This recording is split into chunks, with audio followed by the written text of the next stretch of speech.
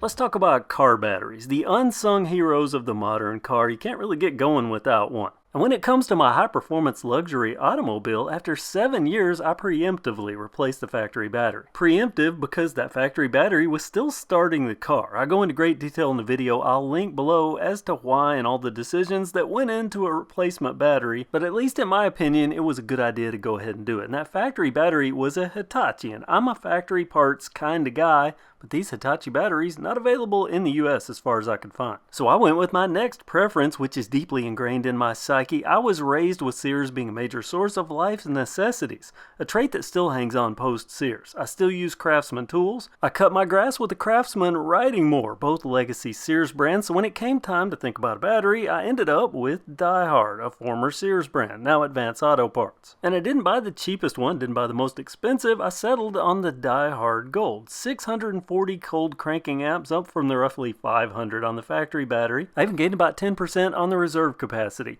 an upgrade. I covered every detail about this battery, the installation, and all the reasons that I chose to do it. I mentioned that earlier, and that link that I will put down in the description. If you're into cars or battery related content, you might want to check that out. And I got a fresh battery made in November of 2023. I installed it on New Year's Day 2024, and it was glorious. 100% across the board, and those cold cranking amps 143 higher than the stated capacity, and an internal resistance that only a new battery could give. As far as things that require car maintenance could go on New Year's Day, it was a really good day and a fun first start with this battery. An experience that left me happy to have selected DieHard.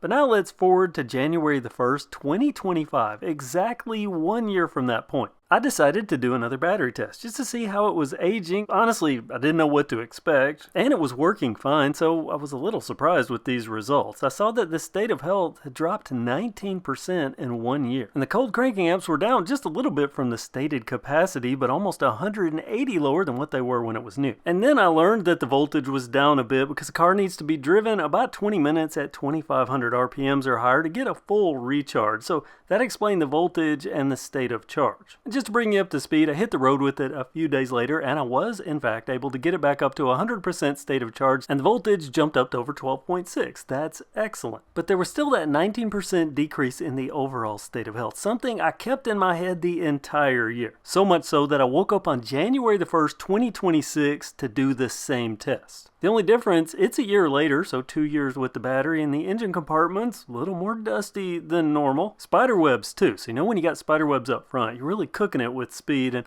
I kidded about my performance wagon. This is a 3-cylinder 78 horsepower. Just look at that powerful intake. Serious note though, other than some dust and another year, it's the same battery, so this is the second year with it, and it's 38 degrees outside, only 1 degree warmer than it was the previous year when I tested it, and I'm using the same tester, my Viking battery analyzer. And this is crunch time for me. As I told you, I've been thinking about this for an entire year, so my fingers are working at a fevered pitch in anticipation, trying to get the battery type entered in, the cold cranking amps stated on the battery itself, and then I can finally test to find out 2 years, how is this performing? How's it holding up versus the original new battery and the results from last year?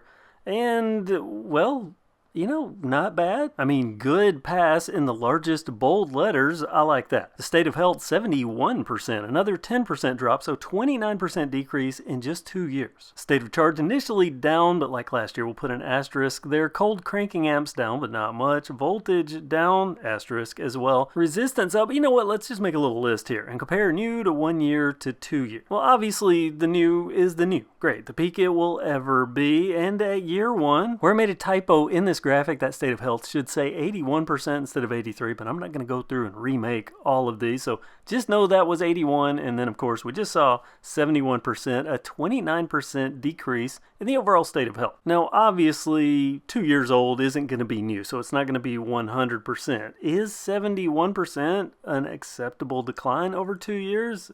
Well, I don't know the answer to that. I do know this internal resistance for a couple of years. I think that's very good. 5 to 10 milliohms is normal. This is 5.24. I would rate that highly acceptable. Now the voltage only hitting 12.44 at year 2 shows that it's gone from excellent there to good. I did verify at year 2 with the long drive it will still hit 100% state of charge. But I am starting to think that maybe this is going to be less of a 5-year and more a 3 to 4 year battery. I'm not an auto lead acid battery degradation specialist, so all I can give you is the numbers and a sprinkling of opinion here or there based on my observations. I'm curious what the future holds for this battery. Over the course of this year, I might start periodically checking it to ensure it stays fully charged as often as possible to give it the best chances. Beyond that, the only thing I can do is one thing I'm really good at: getting rid of dust, which I do with my Chemical Guys V07 hybrid detailer. It's good stuff. I'm not sponsored, but I do have affiliate links I'll put down in the description. Here's the end results. The engine, a lot less dust, primed for a 3rd year of use when we'll come back on January the 1st, 2027 and see how this battery is faring. That's the end of this video, and now it looks like I need to wash the outside of my car.